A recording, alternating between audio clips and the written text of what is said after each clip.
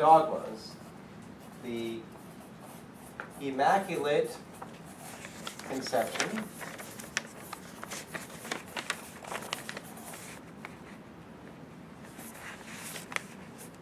the perpetual virginity,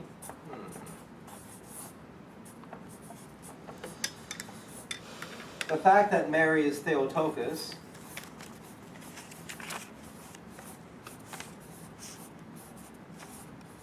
which is the Greek word for being the mother of God, or the God-bearer,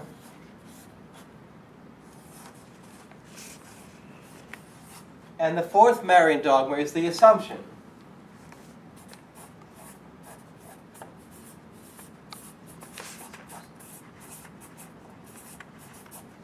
See, if Mary means everything to me, then these things should mean everything to me too. The Immaculate Conception, her perpetual virginity, that could go on here without this funny thing.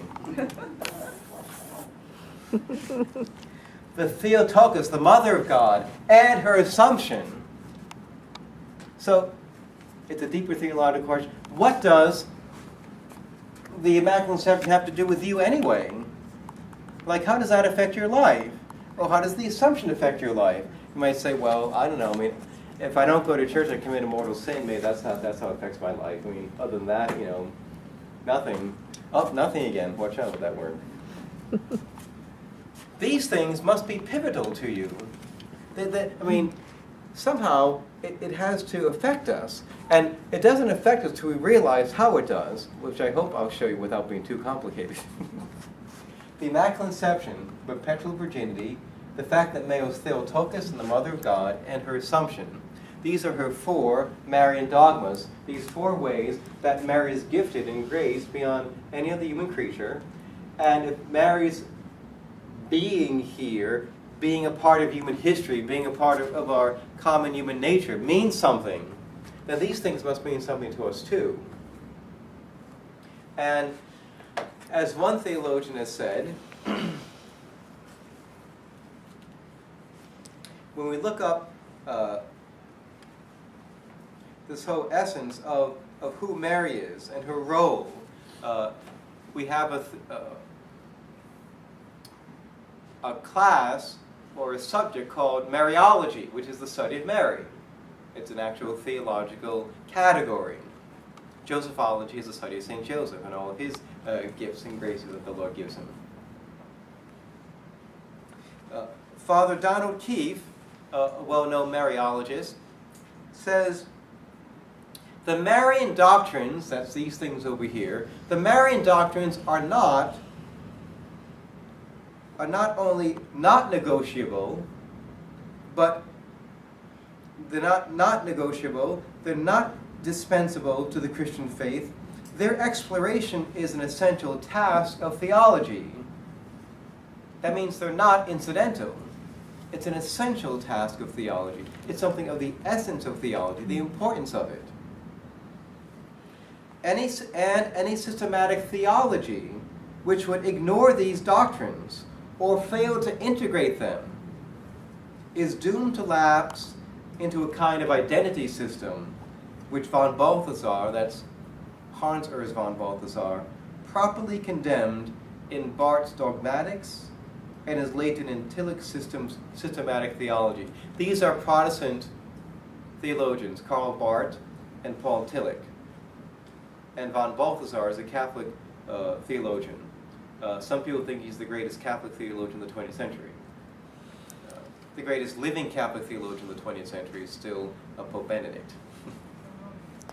That's not an insult to Pope Francis, just Pope Benedict, just a smart guy. Which is, and so Protestantism lapses into errors. We should kind of know that because the Catholic faith has a complete 100% truth. And why is that? Because it becomes too abstract sometimes. It goes into what he calls this identity system, which is we get to identify different areas of theology. Let's look at immanent daimonism, or cosmic principles, and we don't see the relationship properly to the new creation, to Jesus and Mary. The Marian doctrines enter theology at the level of method for the conversion process which the Christian faith demands of any prior anthropology, cosmology, sociology, politics, or other humane discipline, in order that it becomes a theology, is that by which such a discipline loses its imminent necessity to become Christocentric. In other words, it must be central to the Catholic faith, to Christian theology as a whole. Karl Rahner, a well-known Catholic theologian, put it easier because it's a bit abstract. Quote, Karl Rahner says, he gave a theological affirmation that the Virgin Mary, especially her divine maternity, Theotokos, makes Christianity real and concrete. Quote, too many Christians, whatever their religious obedience may be, tend to make Christianity an ideology, an abstraction, and abstractions do not need a mother. And hence, Our Lady becomes the focal point of a Christian realism. All these things occur, it's almost common sense, but all these things occur in Mary's body. She is immaculately conceived. Her perpetual virginity. She's a virgin